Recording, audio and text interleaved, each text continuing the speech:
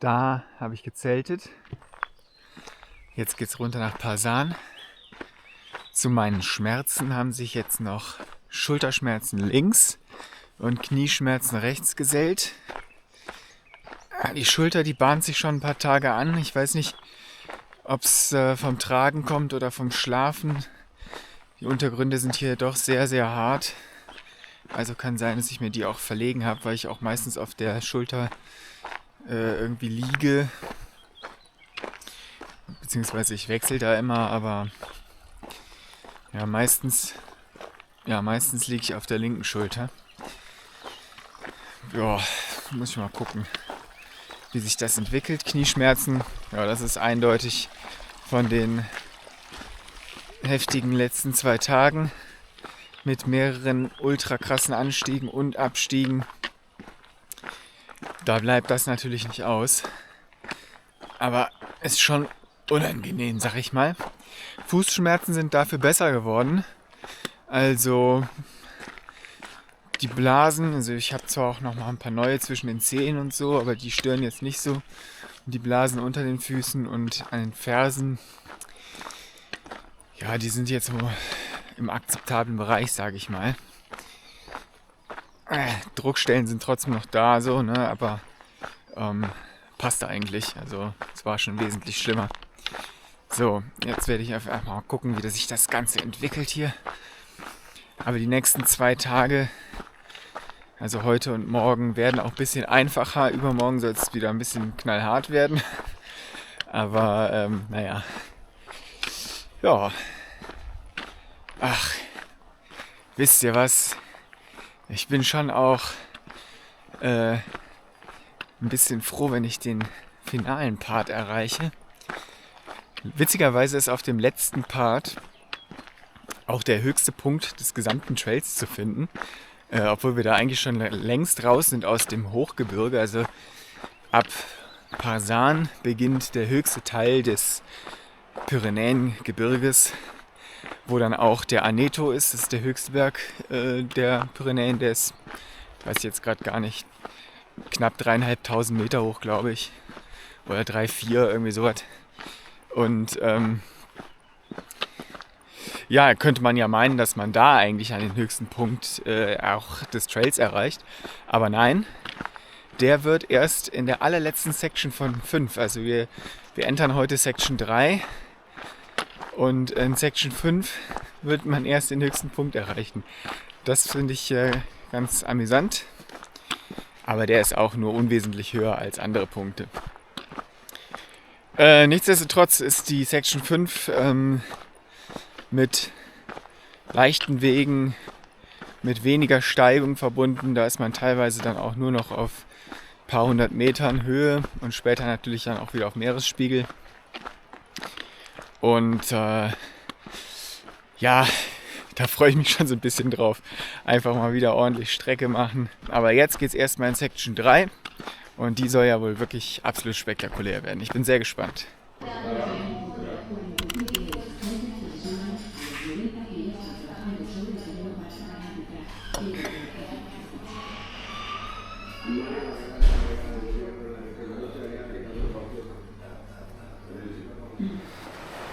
So, der Resupply ist vollzogen.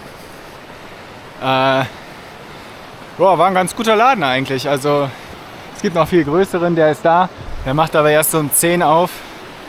Und naja, der hat, glaube ich, überwiegend Alkohol am Start. Das ist hier eine Border Town, also an der französischen Grenze. Und die Franzosen kommen hier rüber, um billig Alkohol zu kaufen. Jetzt gehe ich hier ein Stück an der Straße lang. Das ist eigentlich nicht der Weg, aber ich müsste sonst wieder zurück da hoch ins Gebüsch. Und jetzt gehe ich parallel hier auf der Straße. Geht schneller, denke ich. Und dann bin ich auf der neuen Route zur Refugio Biajos oder Biados, glaube ich. Wo ich aber nicht übernachten will. Ich möchte dann im Idealfall noch ein bisschen weiterkommen. Mal sehen, wie es heute läuft.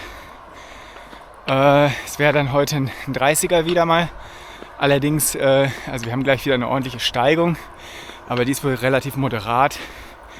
Also über einen langen Zeitraum keine so eine brutalen Anstiege und der meiste Teil des Weges ist wohl auf so Piste. Das müsste eigentlich alles klappen. Ja genau, und dann plane ich von dem Refugio noch so ungefähr 4 Kilometer weiter zu gehen und da zu zelten. Da soll laut Reiseführer Zelten und Wasser möglich sein. Ja, diese Refugios, da kann man übernachten und auch relativ günstig. Für meistens ungefähr 20 € im Schlafsaal halt. Aber das ist nicht meine Welt.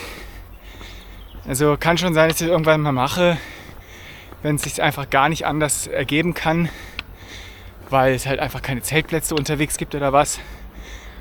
Aber nee, also hier bin ich echt, um auch für mich zu sein. Und da möchte ich nicht mit zig Leuten in einem Schlafsaal pennen, die dann da rumschnarchen und so. Dementsprechend will ich jetzt, gehe ich nicht in diese Refugios. Aber mal schauen, wer weiß, vielleicht komme ich da auch nachher an und bin völlig alle. So, ich sitze hier gerade mal ein bisschen im Schatten, Sonnencreme aufgetragen. Boah, es ist so warm. Heute glaube ich 29 Grad, die nächsten beiden Tage über 30.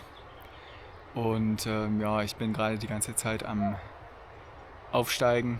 Ist ziemlich langweilig. Also landschaftlich nicht großartig was zu sehen, außer Bäume und ein paar Felsen. Aber nichts Dolles. Aber Abstieg soll wohl ganz toll sein. Also gute Landschaft. Werde ich natürlich heute auch noch machen und dann wieder ein kleines Stückchen zurück aufsteigen, hoffentlich. Aber erstmal diesen Aufstieg schaffen, der ist richtig lang, 12 Kilometer glaube ich.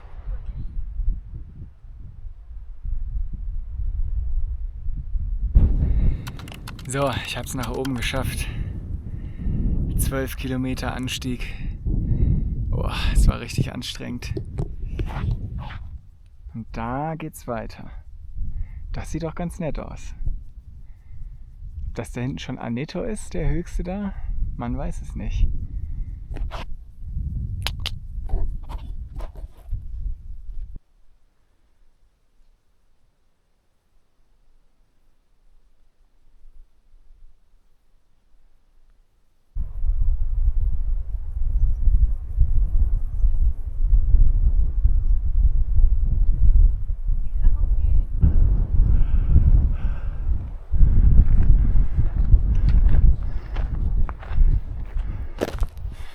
So, jetzt noch ungefähr 2 Stunden bis zum Camp. Hier darf man wieder nicht wild zelten. Erst ab 2000 Meter. Ich bin jetzt schon ziemlich alle. Aber naja, ich hoffe mal, dass ich da einen guten Platz finde. Dass da nicht schon belegt ist. Und dann wird ordentlich was gespachtelt. Und dann penne ich auch. Ich glaube, heute penne ich gut. Richtig erschöpft. 30 Kilometer heute sind das dann insgesamt. Ja, längere Etappe mal wieder. Seit langem. Ja. Das ist bestimmt der Aneto. Keine Ahnung, aber der ist so fett. So hoch. Das ist der bestimmt. Beeindruckender Berg auf jeden Fall. Ich hoffe, morgen ist mehr Schatten, aber ich befürchte nicht.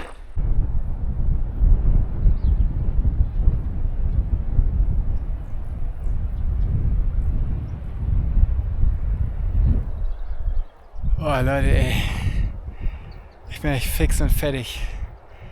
Freue mich richtig auf Zelt, Food, kaltes Wasser aus dem Fluss. Ja, ist nicht mehr weit, noch so 2 Kilometer, denke ich. Und dann habe ich's. Aber die Szenerie entlohnt. Hier ist die Tage, wird hier ein Rennen stattfinden um den Aneto rum. Also das wird wohl der Aneto sein da. Und mir ist auch gerade eben schon einer rennend entgegengekommen. Natürlich ohne Gepäck und so, aber trotzdem echt krass, wie der hier über den Berg gerannt ist. Ich hoffe, ich bin aus der Region raus, bevor das losgeht. Im Reiseführer steht, dass man das dann durchaus vermeiden sollte. Und wahrscheinlich sonst die ganze Zeit Platz machen muss. Der Trail ist halt ziemlich schmal. Ja, mal sehen. Aber ich denke schon, ich glaube, das geht erst am Freitag los. Jo, jo. So, es ist 5:45. Ich habe endlich aufgebaut. Da. Es ist sehr windig und ausgerechnet heute sehr steinig. Perfekt. Nun gut, ich hoffe einfach mal, dass das Zelt jetzt stehen bleibt. Es soll zumindest, glaube ich, nicht regnen. Das ist ja schon mal was. Ich habe jetzt hier mit Steinen beschwert. Zum Teil da, wo die Heringe nicht vernünftig reingingen. Ja, wird schon klappen. So, und jetzt lege ich mich da rein und genieße ein geiles Abendessen mit Oliven. Yeah. Die habe ich gerade abgegossen. So, tschüss.